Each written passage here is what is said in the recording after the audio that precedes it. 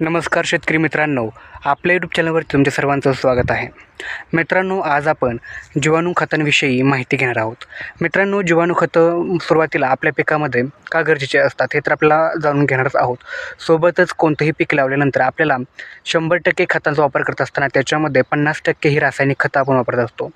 30% आपण जैविक खते आणि 20% सेंद्रिय खतं वापरत असतो.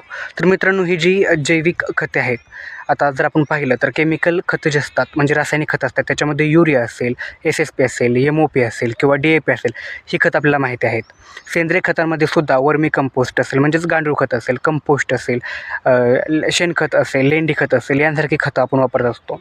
परंतु जी जैविक खतं आहेत ज्याच्यामध्ये जीवाणूंचा वापर करून, ज्याच्यामध्ये रायझोबियम असेल, KSB असेल, PSB असेल किंवा ॲझोटोबॅक्टर असेल, यांसारखी जी खतं आहेत ते आपण वापरत असतो.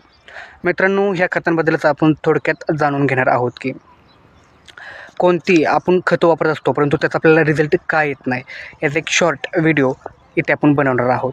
मित्रांनो, व्हिडिओ बनवत असताना महत्त्वाचं गोष्ट अशी लक्षात घेतली की बरेचसे शेतकरी जैविक खतं घेत असतात परंतु त्यांची अशी ओरड असते की बाबा आम्हाला ह्याचा रिझल्ट भेटत नाही. मग अशी कोणती कारणं आहेत की जेणेकरून आपल्याला रिझल्ट मिळत नाही? मित्रांनो, पहिलं मी सांगेल ते म्हणजे असं की सुरुवातीला कंपनी निवडतानाच तुम्ही चांगली आणि नामांकित कंपनी निवडा जिचे रिझल्ट हे तुम्हाला चांगले भेटतात. त्यानंतर तो आपल्याला काय करायचं आहे तर पिकानुसार पिकाच्या कॅटेगरीनुसार आपल्याला जैविक खत निवडायचं आहे. द्विदल वर्गाचं पीक असेल तर अशा प्रकारामध्ये आपण रायझोबियम हे जैविक खत वापरू शकतो. त्याच्यानंतर तृणधान्य पिकं आहेत त्यांच्यामध्ये आपण ॲझोटोबॅक्टर नावाचं वापरू शकतो. ऊसासाठी स्पेशली ॲसिटोबॅक्टर हे जे जैविक खत आहे ते शिफारस केलं गेलं आहे. सोबतच PSB, KSB, zinc mobilising bacteria यांसारखे जैविक खतं अलीकडे डेव्हलप केले गेले आहेत.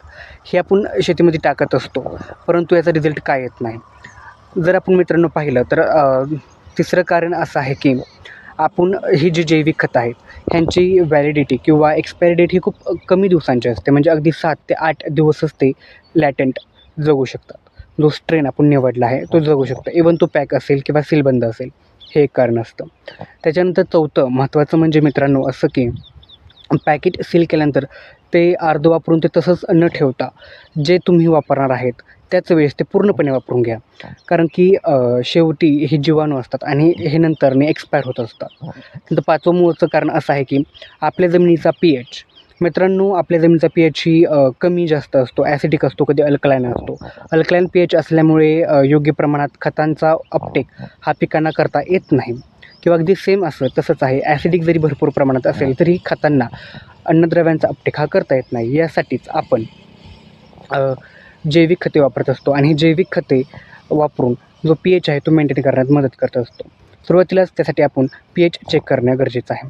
त्यानंतर आपल्या जमिनीमध्ये सेंद्रिय खतांचा किंवा सेंद्रिय पदार्थांचा अभाव असणे. जर मुळात आपण जे जैविक खत वापरणार आहोत ते टाकल्यानंतर मुळात ते कशावर सर्वाईव्ह करेल, त्यासाठी मोठ्या प्रमाणात आपल्या मातीमध्ये सेंद्रिय खत असणं गरजेचं आहे. सेंद्रिय खत टाकल्यानंतर त्याच्यावरती काही दिवस त्याची उपजीविका ही जैविक खते मधले जे बॅक्टेरियाज असतील, मायक्रोब्स असतील ते करत असतात. त्याच्यामुळे आपल्या जमिनीमध्ये तो एक अभाव असल्यामुळे त्याचा योग्य तो रिझल्ट येत नाही. त्याच्यानंतर मित्रांनो, बरेचशा ह्याच्यामध्ये लेबल केलं जात असतं की फवारणीच्या माध्यमातून आपल्याला ह्याची फवारणी जैविक खते द्यायची आहेत, परंतु असं न करता जैविक खते हे डिरेक्टली आपल्याला सॉईलच्या माध्यमातून म्हणजे डायरेक्टली मातीला फिट करायचे आहेत, ना की फवारणी माध्यमातून. त्याचे योग्य प्रमाणात रिझल्ट येत नाही मित्रांनो.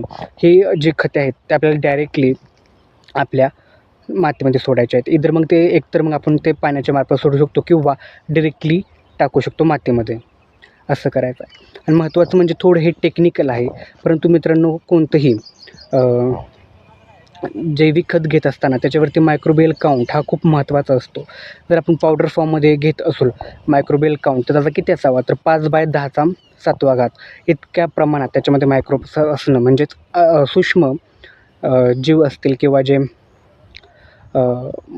सूक्ष्मजीव असतील ते असणं गरजेचं आहे. सेम अगदी लिक्विड फॉर्ममध्ये वापरत असेल तर त्याचाही तितकंच आहे, 5×10⁸ तितक्या मोठ्या प्रमाणात त्याच्यामध्ये सूक्ष्मजीव असणं गरजेचं आहे, तरच ते बेस्ट मानलं जातं. आणि दुसरंही अतिशय ते टेक्निकल आहे, म्हणजे मुळात कोणता कॅरियर असावा, मुळात जे टॅल्कम बेस असतील किंवा असे आपल्याला मोठ्या प्रमाणात भेटत असतात. परंतु किंवा डेक्स्ट्रोज बेस जी शुगर असते त्याच्या आधारावरती आपल्याला हे भेटत असतात.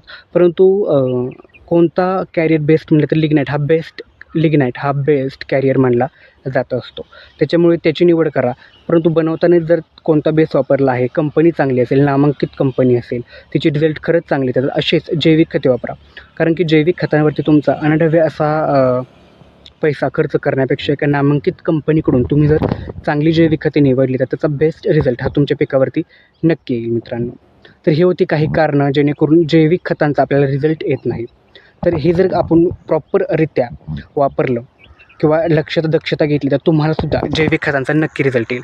आणि व्हिडिओ हा माहितीपूर्ण वाटला असेल तर व्हिडिओला आत्ताच सबस्क्राईब करून घ्या आणि नक्की लाईक करा. धन्यवाद.